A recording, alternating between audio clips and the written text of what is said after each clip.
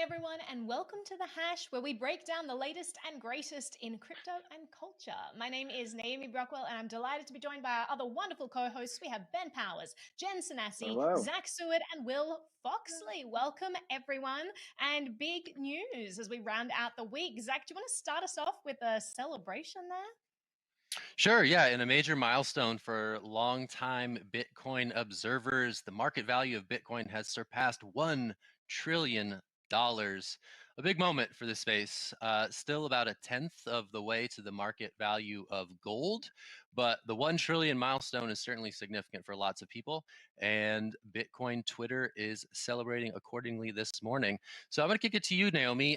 You've been watching this space for a long time. You probably can speak to the significance of 1T.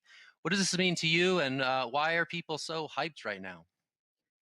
I mean, because so many people are pouring their money into this thing. It just goes exponentially once the hype starts. I remember when it hit 1 billion, I think it was like around 2017-ish. I was at a conference at the time and everyone just stopped. They were like, and I think it was around the time that, we went to 10K, we went to 20K. It was just like a huge leap, sort of around there. And everyone just stopped. We were like, oh my God, this is huge. People are finally getting into this. And obviously we had a giant bear market after that. As we know, in crypto, things go up and down. So this can definitely change.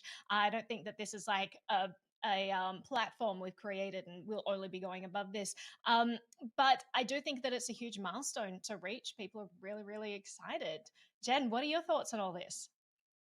I mean, I just echo a lot of the things that you're saying. This is like an exciting day. I've been following Twitter. Everyone is really excited. And I think this just goes to back up a lot of the things we've been talking about on this show. More people are investing in Bitcoin. More people are seeing the everyday use case for getting involved in cryptocurrency. So big news. Excited to see what happens next. Will, what's your take beyond number go up? Why is this psychological threshold so key? Well, I got something to say about the outerwear we got going on this show. I mean, Ben, I'm loving that Leave it hoodie. to Will to always call everyone out for how they look. Look. In it's a defense of crypto my and culture sweatshirt, show. it is very on brand because it injects bad data into automatic license plate readers. So I'm screwing with machines on a daily. Oh my God, look Ben, at that. you are hilarious and dorky. Cool. These are the Cool, things guys. that make me smile. I love it. It's a crypto and culture show. We're gonna talk about what we're wearing. No, I think this is pretty stellar news. I mean, I like looking back. This is pretty dorky, but looking back at like the Bitcoin price and be like, oh, I remember something there, like in my personal life, and you can kind of like go along and be like, oh, I remember that date and that date and that date, because that's how it is for a lot of Bitcoiners. Like, their emotions are very much so tied up into how this asset is doing, because it's probably like their livelihood is dependent on it or something like that, or how well they're going to do in the future. So that's my take. Obviously, 1 trillion is a huge day for a lot of Bitcoiners, and that's why we got laser eyes all over Twitter. Which Is that what those are? What is laser eyes? We have a you sitting guys want the senator down right low? now. We Yeah, have we want the Senator. down low. Yeah, I Tell want. us, Will. This is a crossover moment for Bitcoin memeage. So I'll just set it up. Senator Cynthia Loomis put the laser eyes in her Twitter avatar, and some Capitol Hill reporter like called up a staffer and was like, "What is this laser eyes?" And they tweeted, "Oh, it's some crypto thing." So anyway, Will, what is the Cool. laser eyes? Can you explain the laser eyes for me, please? Well, I mean, it's a nihilistic time, so it really doesn't mean anything because it's a meme. But in another sense, I think it's like there's always been this negative pressure around Bitcoin. Everyone's saying like you're wasting your life, you're a bunch of dorks and losers. Some guy yesterday who's a environmentalist went after Bitcoiners and was like, you're boiling the oceans. And so sporadically and just like self-grown movement, kind of like Bitcoin itself, everyone started doing laser eyes to focus in on getting to 100K. I think that's generally what it's about. Is like just kind of like this group movement. Let's get the price up a little bit more, but Are it's we gonna pretty have to have a funny for recurring everyone. like Like, Bitcoin psychology segment on this? Right. That would be There's a so lot of interesting. material. There's a lot of ground to cover there. So yeah. Yeah. But That would Ben, be a yeah, your confusing segment. your take. I mean, yeah, there's this is a I told you so moment for a lot of longtime believers. So maybe that's why the 1 trillion is significant. But I'm very curious about your assessment of today's news. Yeah, I mean, I think that, it's a big threshold to break, and it's going to signal to other outside institutions and investors potentially that, hey, maybe there's something to look at here, if nothing else, because this is such a, high threshold. It has a lot of meaning. It's 1/10 of gold, right? So I'm curious to see if this pulls other people into the space because it gives it a, feeling of legitimacy to some that maybe they didn't have. So that's maybe what I'll be watching. We talked yesterday about BlackRock, contemplating dabbling, whatever that might mean, and seeing where the financial world goes after that. So that's what I'm going to be here for, in addition to laser eye memes, which I'm also here for. I'm here for Got the it. And laser eye yeah, memes. So you bring up the gold, and as Bitcoin as a store of value is increasingly sort of gaining momentum as its primary use case, I think the comparison to gold is very apt. So thanks for framing that up. I mean, question Naomi, for you, Zach. yes. What number, like what market cap do we have to reach? Is it like 1 quadrillion, whatever the next big number is, Prediction before time. Peter Schiff decides that this is worth his time?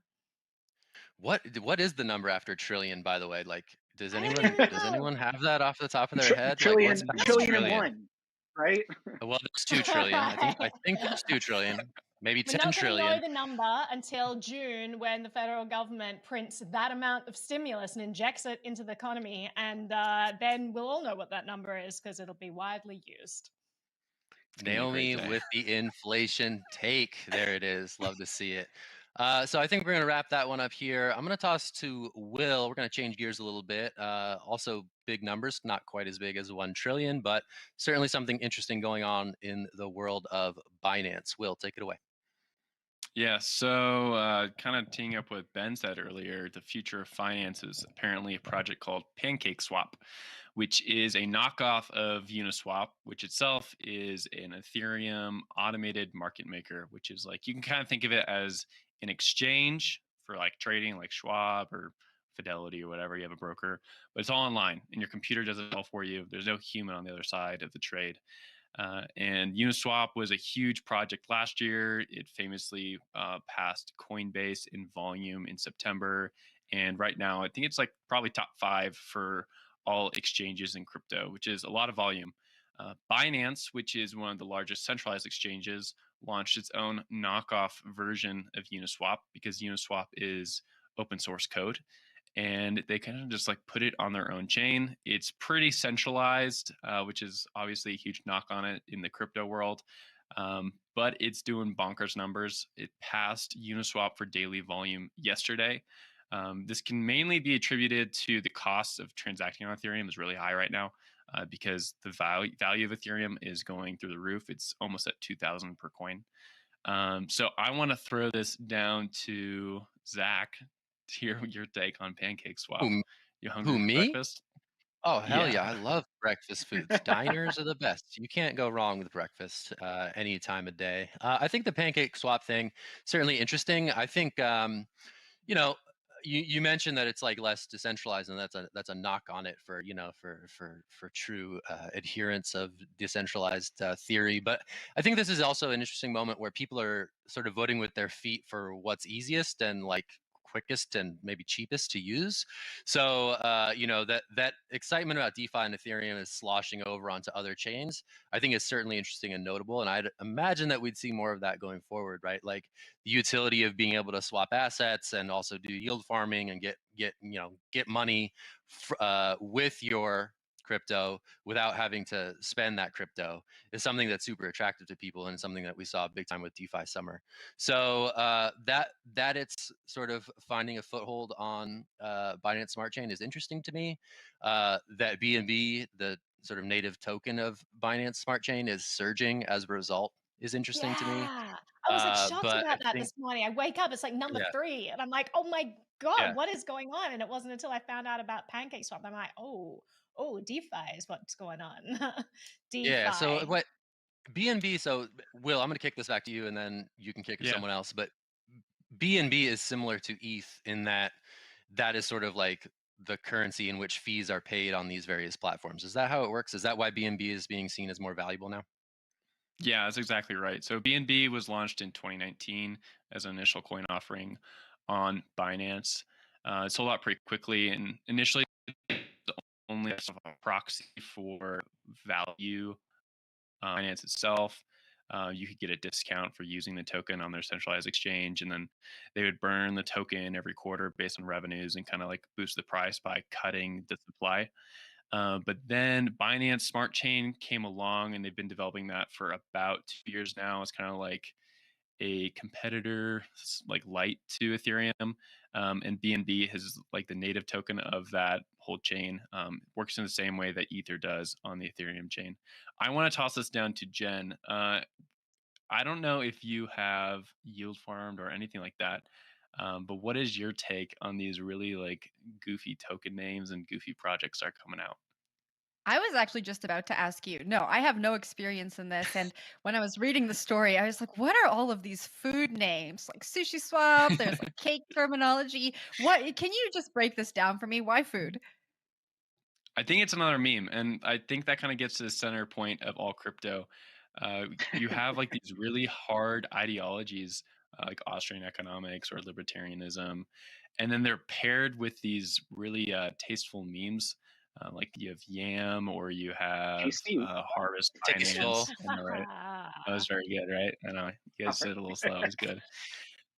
And so I think that's kind of the idea, is like, if you want to get people involved in these really like hard to swallow pills like libertarianism, well, why not Stop just with like the make it puns. kind I of can't fun? handle it. Will. So many puns. Just make it So kind of many fun puns. though, like accruing So on finance. point today. I actually haven't even had breakfast yet. But yeah, that's kind of the whole idea with this. So I don't know, does it entice you to yield farm? Yeah, Likewise, I mean, Jen.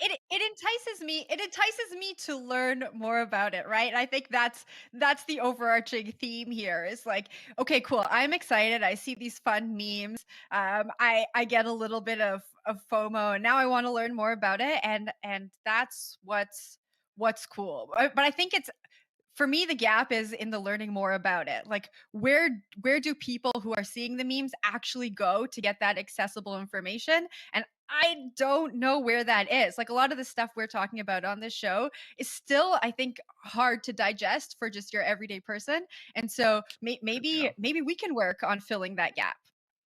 Digest. Nice. It's very well played. I want to From the jump in here and put a CoinDesk. human face on this story. Yes, CoinDesk does have a learn section where we're doing a lot of different explainers on some of these complex topics for people that might just be entering this space. But you know, pulling back the curtain here on this story just a bit, Will, when you were shopping these headlines, I was the first person to reply, "What?" to all of them in this combination of words. And then I screen grabbed that and texted it to my mom and dad. And I was like, you see, this is why it's hard to explain to you what I do.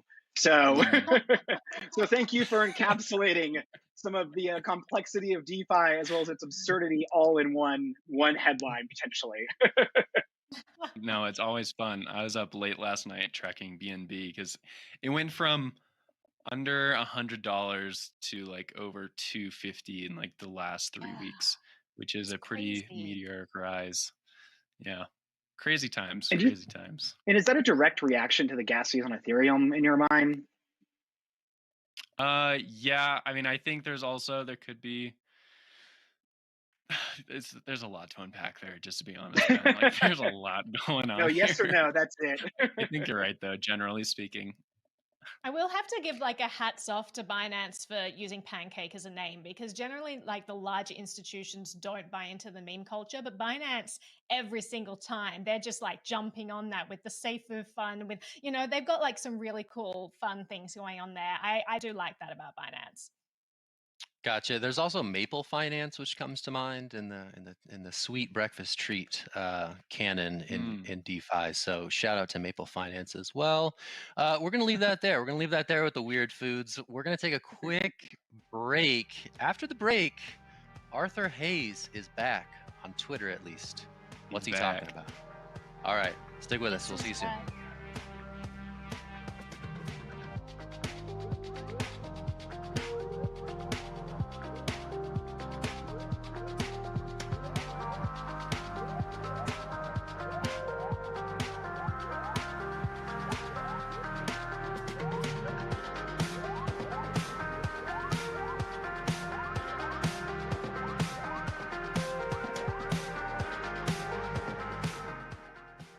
All right, so we're going to get to Arthur Hayes in just a little bit. But to start out, I wanted to shout out a story that my colleague Colin Harper reported exclusively this morning that OKCoin, the exchange, is going to drop Bitcoin Cash and Bitcoin SV because it turns out that people are confused about which Bitcoin they are buying with all these newcomers to the space. And so they're dropping these two coins for some or philosophical reasons in some ways, but mostly just so users aren't confused.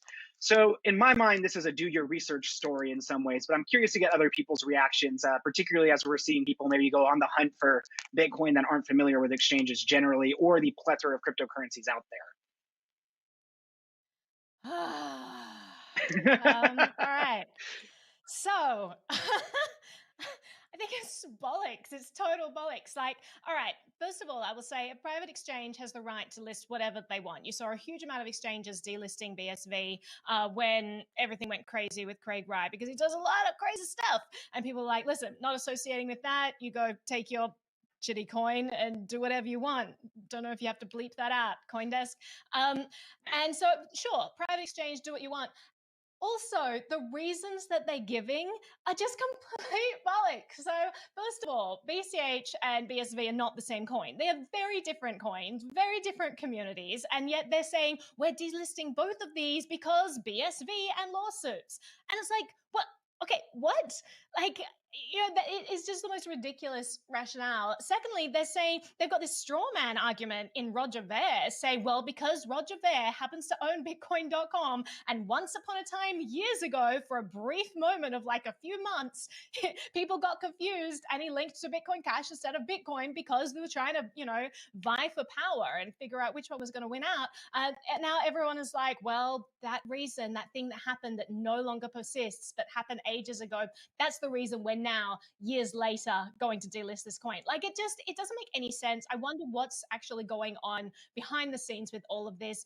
You know, if they just don't like the coins, fine, just say it. Just say, listen, we really don't like Bitcoin Cash. We really don't like BSV. That's why we're delisting them. I think it's total straw man argument, this whole like, well, philosophically, yes, we believe in decentralization, but also let's clamp down and not allow people to get confused. If people are that confused that they don't know the difference between BSV and BCH and BTC, maybe they shouldn't be buying crypto in the first place. Maybe they should put the brakes on a little bit, learn a little bit more about this, because Bitcoin, I mean, couching this as these are just a fork, it's a knockoff, it's a scam, it completely misses the point. These are two very different coins at this stage. They're very different development teams. They have very different trajectory and path. One of them is just for P2P cash. They want everyday transactions to be the thing. The other is store of value. Very different use cases. So they're totally different things right now. And I think that people need to just go their separate ways. Like, you know, I think it does. I think it does point to an issue,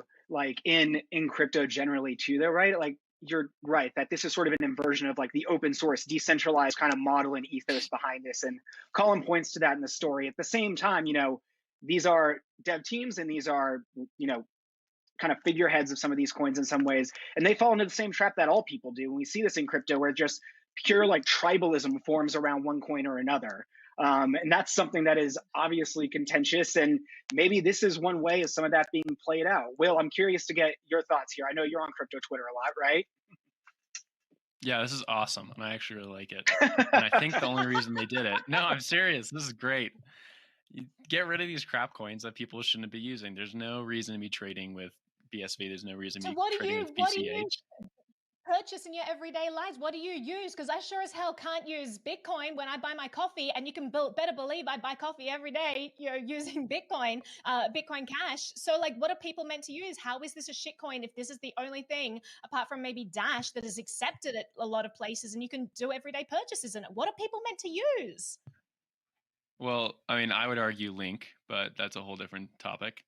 I think on the most part, people should be using Bitcoin. I think it won. Like it was an experiment. Bitcoin Cash was, and Bitcoin won. And you have to pay exorbitant fees. How can you use that for small purchases? It doesn't work. You need other coins. Lightning Network definitely works, and I've used it to purchase coffee. Okay, so Lightning does not work for buying everyday transactions. I'm sorry. I go to my coffee store. They don't accept Lightning Network. I don't know any place in New Hampshire that accepts Lightning Network. So no, I can't use it. I'm sorry. I wish I could. Well, I mean, they take the scam coin. Roger Ver is like paying for these people to use his coin, and that's why it's being accepted. And I think that's always been. The videos are out there, and I think he does. I think that you got to get rid of the coins that Is he don't matter. paying And me, OK Will? Coin, Because I use it. Is he paying me? Because I can tell you he's not. we'll have to investigate that. We'll have to investigate that. I've never And met a there we Bitcoin go. casher in the flesh. I think Are it's you a good serious? example of tribalism on Wow. display right here in real time. Yeah, I mean, I'm coin agnostic. I love so many different things in the crypto space. And this whole toxic mindset of, well, we like competition, but not in money. Only one money needs to exist, and let's squash all the others. How about we just experiment and see what tech is? Bitcoin actually has some really cool tech. Bitcoin does as well. I love both of them. I use both of them for different reasons. And you can join us every day here for more on these sorts of debates. But speaking of not delisting, but relisting, Arthur Hayes has reemerged, Naomi? He has re-emerged. So last year, he's been on the run since then because the US government said that they want to arrest him. Charges of fraud and all kinds of things. He is, of course, the co-founder of BitMEX. And he then just went off the radar because the US government was after him. And he's just re-emerged. He wrote this blog post. It is called Walking Away. And he said he re-emerged because all of the GameStop stuff, all of the Robinhood and the hearings going on right now, he said he had to re-emerge to talk about this stuff. And it's really interesting what he's saying kind of reiterates what we've been talking about on the show here, is that, the actual plumbing of our financial system is kind of corrupt. And people are saying that, with Robinhood, and they stopped being able to trade GME stock and all of that, people are saying, the rules of the game changed. And he points out in this essay, actually, the rules of the game didn't change. It's just that people didn't understand the rules going into this. So it's a pretty interesting article. Ben, what are your thoughts on the reemergence of Arthur Hayes? I mean, it's interesting to see him back in the public sphere. We've obviously not heard a lot from him, though. In some ways, Vanity Fair did do that huge profile of him, so he's been on people's minds. To me, this was coming out, and I asked the group, I was like, okay, he wrote all this stuff. What's he actually saying? And it seems he's weighing in on the hearings that are going on, which is, I think he makes a good point in some ways, pointing to the fact that, Robinhood is getting the brunt of this ire. And now, for some God unknown reason, Section 230 was brought up in these hearings yesterday. But I think it points to the fact that, there are things that are operating behind the scenes, and a lot of these, holding companies and stuff like that, that were part of the reason that Robinhood had to stop trading, because they had to go get more assets to float those fees because they didn't have enough cash on hand potentially. People don't know the names of those companies. These are ones that operate behind the scenes. And while, the few and the mighty in Wall Street might know about them, your average person doesn't. So in that sense, I think it's interesting. He's saying look behind the curtain a bit, and that's something people should continue to do, and maybe should be the main takeaway from some of this Robinhood stuff. But Jen, I'm curious to get your thoughts here. I think Arthur's missing the spotlight a little bit. I think that Vanity Fair article came out and he was like, you know what? I miss being talked about. I miss being this guy that everyone looks to for their opinion. I think he didn't really say anything new. When I was reading it, I was happy that he wrote it, because these are things that we need to be talking about, so that people who are entering the space or who are just reading the headlines kind of understand more about what's going on behind the curtain. I think he said some valuable things, but I honestly think that he just misses being in the spotlight, and he's going to be writing a lot more. We're going to be hearing from him, and whether that is good or bad for him, we will see. I like Jen's take. I think Arthur is a great character in the crypto canon, and for him to be back on Twitter and publishing, self-publishing on his own blog, I think it's a fantastic development for this bull cycle. He's just a really compelling person in the space. This Vanity Fair profile just sort of sort of cements that in an interesting way, and sort of puts forth sort of a good faith conversation on the good and bad of a figure like Arthur Hayes. And for him to reemerge, I'm just pumped about it. I think it's cool to have him back in the Twitter sphere. So welcome back, Arthur, and we'll hopefully read some more blog posts from you soon.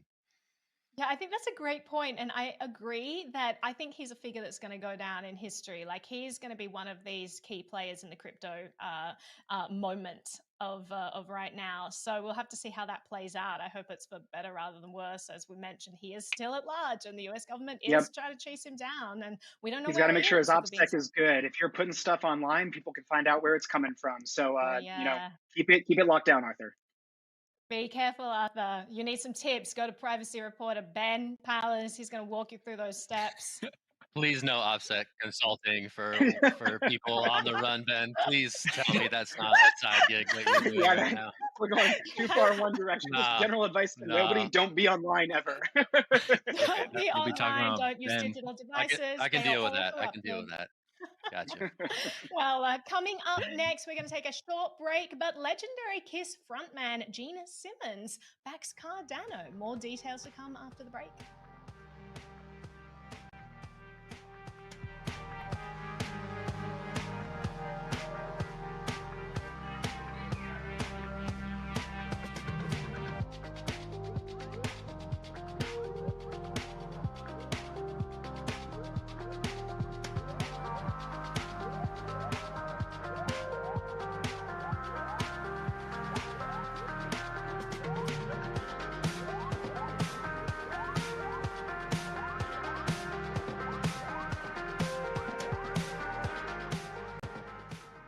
Welcome back to The Hash, where we have fun while giving you your latest and greatest in crypto and culture.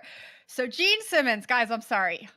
I keep bringing Gene back to the show, but he is tweeting again. So he tweeted that he bought $300,000 worth of Cardano and is encouraging his followers to invest in Cardano because he says it's actually more affordable than Bitcoin, which is now worth more than $50,000. So there are a whole bunch of things wrong with this tweet. And to be honest, I'm sick and tired of hearing from these celebrities who have, well, not even celebrities, people who no one cares about. No one asked Gene. Gene, we didn't ask you for your take on this, but thank you for giving it to us. So let's just tear this apart. Before we do that, I did a quick Google search. Yeah. I haven't seen Jen this irritated. I know. Tell us how you so really feel, fired Jen. up. I'm so fired up. I did a quick Google search before the show to see what celebrities were doing in 2017, the last time we saw Bitcoin rally like this. And it was much the same. 50 Cent, DJ Khaled were all backing like random coins that had ridiculous things going on behind the scene. So you guys know how I feel about this. How do you feel about what Gina's saying? Zach, take it away. I mean, I'm not gonna pick any fights with Gene Simmons, but I just think the silliest thing to me about that tweet was this unit bias, right? So unit bias, people in the space, they see a smaller number and they say, okay, I can buy more of those, and therefore it's more affordable. And that's sort of like I think a misconception that just won't die. And I get it, right? It's cooler to buy like 1,000 of a thing than 1,000th of a thing. But you can buy Bitcoin in very small denominations. I think as far down as 8 decimals. Is that how far down Bitcoin goes? So this idea that just because one Bitcoin equals $54,000 means that you can't purchase any of it. I think it's something that a lot of newcomers in the space don't quite grasp. So when I see him saying that about Cardano as it relates to Bitcoin, I think that's like, that's where I put up the yellow card. I mean, I'm not as fired up as Jen is. I'm not as fired up as Jen is. Like Jen, you're just like fired up right now. I'm really mad about this. Yeah, that's not me. The unit bias issue, that I think is something that should be corrected in future tweets from Kiss frontmen and others. So. Yeah, if you're showing that much of like a lack of understanding about some of the basic concepts of crypto, then like this is a pretty good reason that maybe people should look at Cardano and say like, wait a second, like if this guy's pumping it for this reason because he thinks a Bitcoin can be sold, only bought in one unit, like maybe you should pause for a second before going all in, like apparently Gene Simmons has. Well, Cardano's pretty cool, but I totally agree with the like. Should we be taking this man's advice? Don't let this be what pushes you there. Well, but on the same time, like I also think. I think that it's cool. Like he's into crypto. I think that's a good thing. Just wish he understood economics and currency a little better. Will, what were you going to say earlier? Yeah, it's interesting because this is kind of the Cardano play.